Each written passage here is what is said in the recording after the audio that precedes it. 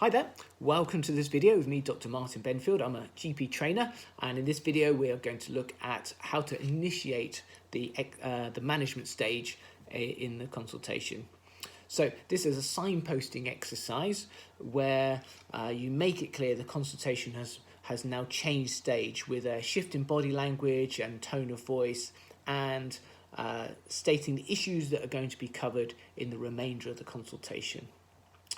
The aim is to demonstrate that we're moving from an information gathering stage to an information giving and decision making stage, and also to categorize what is going to be happening next so the patient can follow what is going on.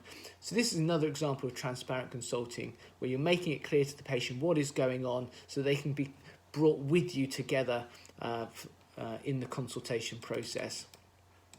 It's also an opportunity to demonstrate, where appropriate, letting the patient know that this is something you're going to be doing together, so it's a discussion to be had, and it also enables you to have a clear structure through the remainder of the consultation, which helps with time management.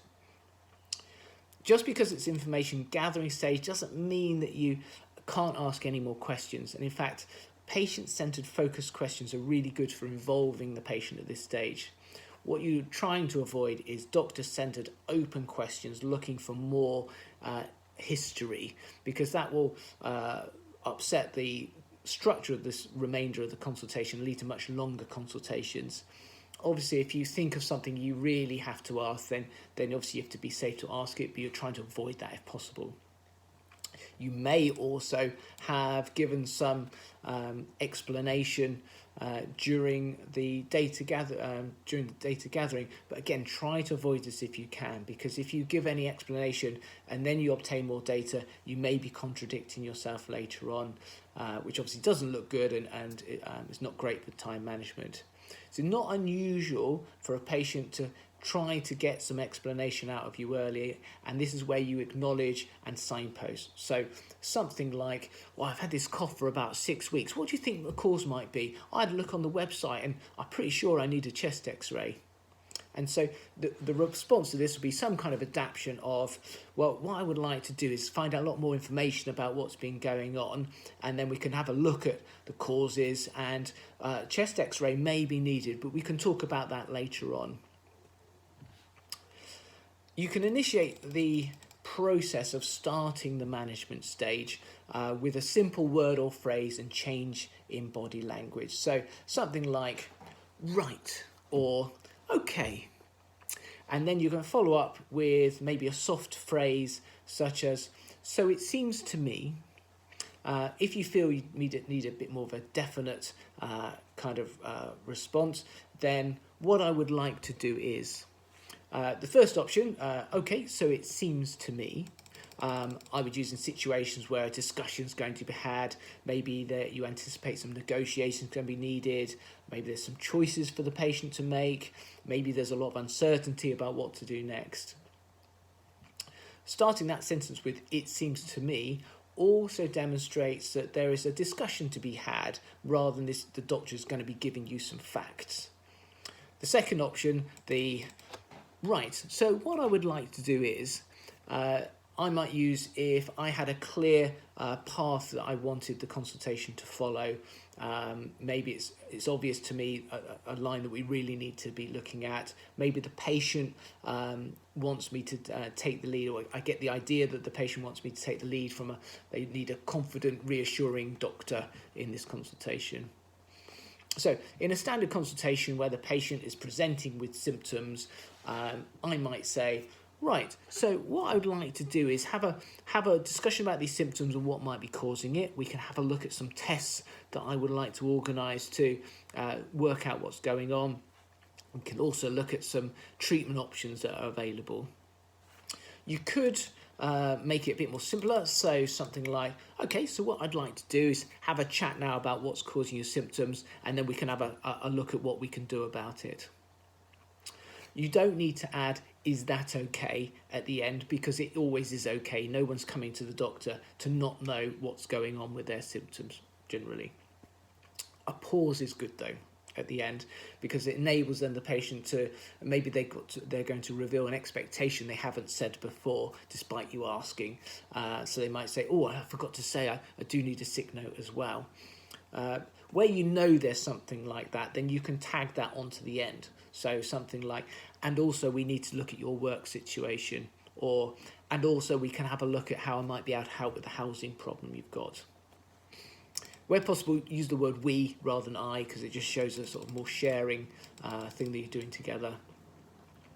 Often GP consultations are about a chronic condition, an ongoing problem.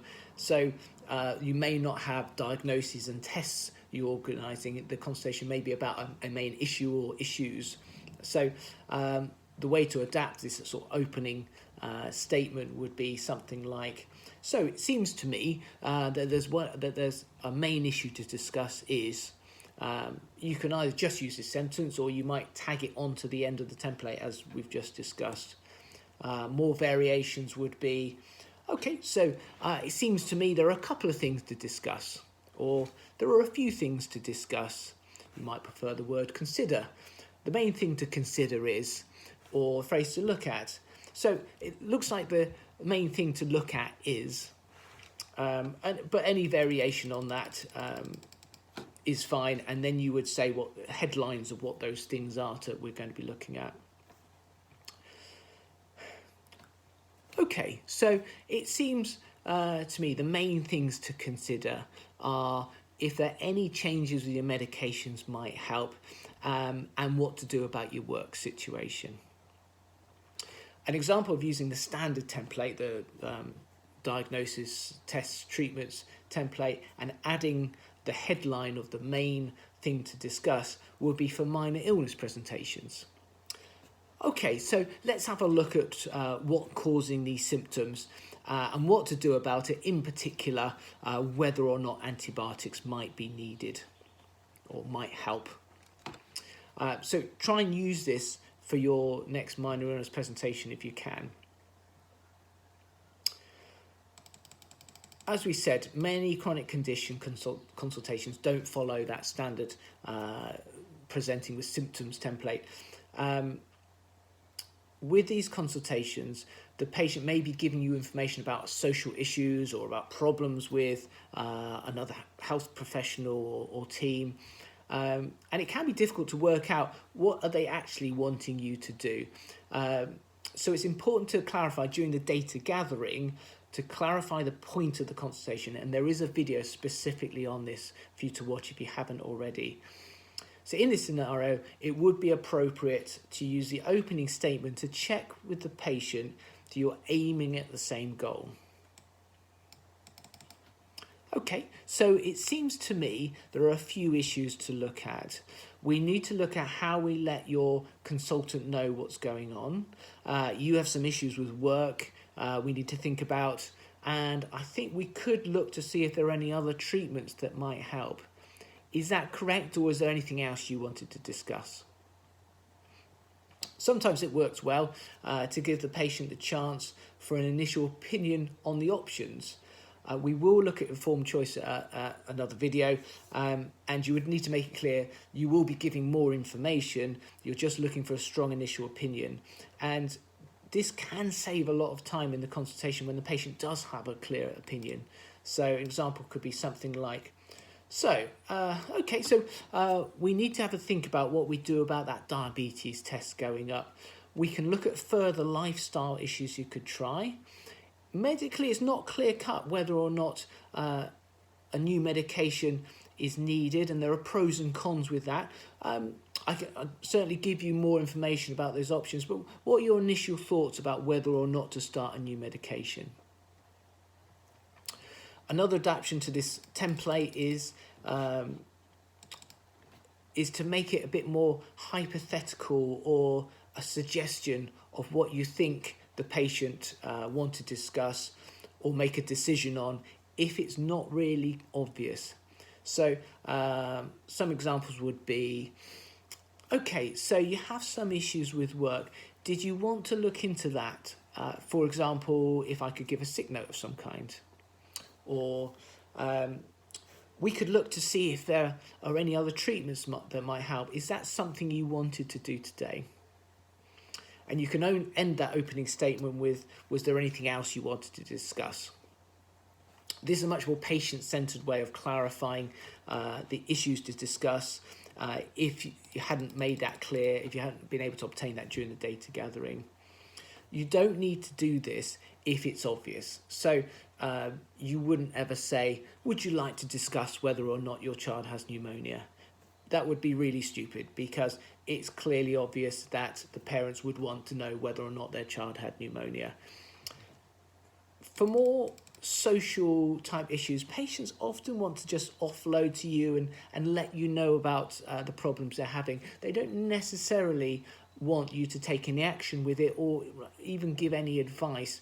So checking this is really important during the data gathering. So during the data gathering, you'd be listening to what they're saying. When you feel you've got enough information to understand what's going on, that would be the point to clarify whether there's anything you can do to help. So something like, is that something you think I can help you with today? Even better would be, did you have any thoughts on how I could help you with that today? And then this will direct the patient to actually, what do they want you to do about it? And then you can move the consultation on. There is good evidence that categorizing these issues at the start of the explanation management stage really does aid patient recall of information. If you were in a good teaching session, you would expect to be told at the start what's going to be happening during the teaching. If you weren't told this, you might be listening with no idea where this lecture was going. It's going to be much harder to process information because you don't know what's going on. I've seen trainees add this into their consultation, and it makes a massive difference to them.